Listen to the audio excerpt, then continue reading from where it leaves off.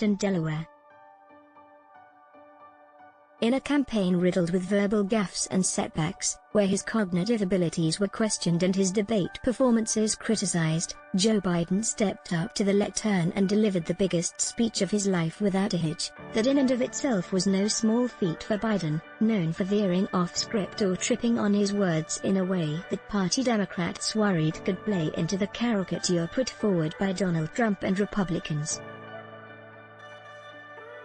Advertisement. But the Democratic nominee appeared at ease as he struck somber notes about the coronavirus pandemic, at once grieving with those who lost loved ones and promising he would take decisive action if elected in November.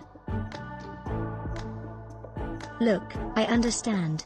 I understand how hard it is to have any hope right now.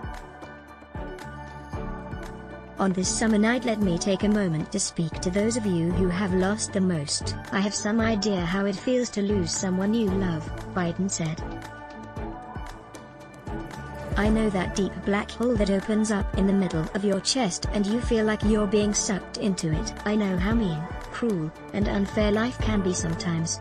Politico Dispatch, August 21. Just days after reopening, several schools saw significant spikes in coronavirus cases and some cancelled in-person classes.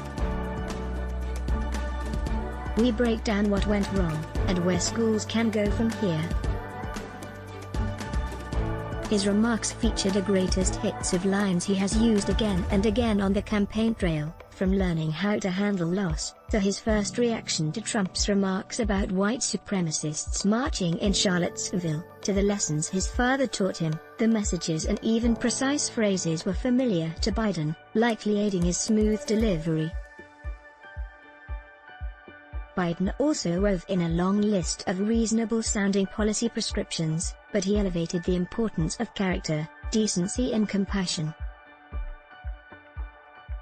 By turns, he delivered less a celebratory convention speech than a premature inauguration or State of the Union address. As the former vice president looked to cameras, he stood before a dark room, where reporters, wearing face masks, sat in chairs set up 6 feet apart from one another.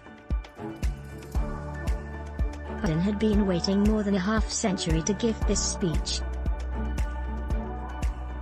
It came on the last day of a virtual convention where speakers and videos humanized the 77-year-old career politician as a wellspring of empathy, a decent family man, and someone who would restore a sense of normalcy in America and order in the world. By addressing the somber mood of the nation and reaching out to those who suffered loss from the pandemic, Biden sought to distinguish his style of leadership from Trump, who's long been criticized for failing to memorialize those who died from the virus. "Here and now I give you my word," Biden said. "If you entrust me with the presidency, I will draw on the best of us, not the worst. I'll be an ally of the light, not the darkness." Biden devoted plenty of time to hitting Trump, but his aides, suspicious of news headlines that reflectively focus on the president, stressed that criticizing Trump wasn't the main point of the speech. Biden lingered for long stretches on optimism and urged Americans to push past partisanship. Biden's commanding delivery could make it more difficult for Trump to paint him as staggering and senile, slow Joe, at the Republican convention next week. At the same time, Biden's focus on middle-of-the-road policies complicates Trump's attempts to tag his ticket as pawns of the radical left. While Biden put Trump's caricatures to rest, at least until the debates, he also validated the gut feelings of Democratic primary voters who elected him over younger, flashier, or more progressive options. He'd pitched himself as the safe, conventional choice, but his appearances sometimes still feel like watching a veteran tightrope walker trying to stay balanced. After his remarks concluded, it was Biden who seemed relieved. Democrats swapped in fireworks for the traditional balloon drop to mark the close of events.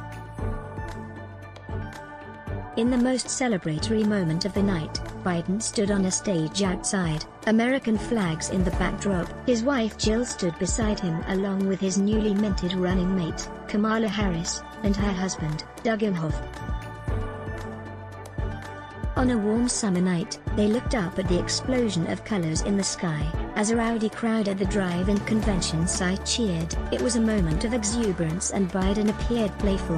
When a reporter called out to ask how he was feeling, Biden briefly pulled down his face mask and shouted, "Welcome to Wilmington. Let's block ads." Show your love for him. Click the link in description. Thanks for watching.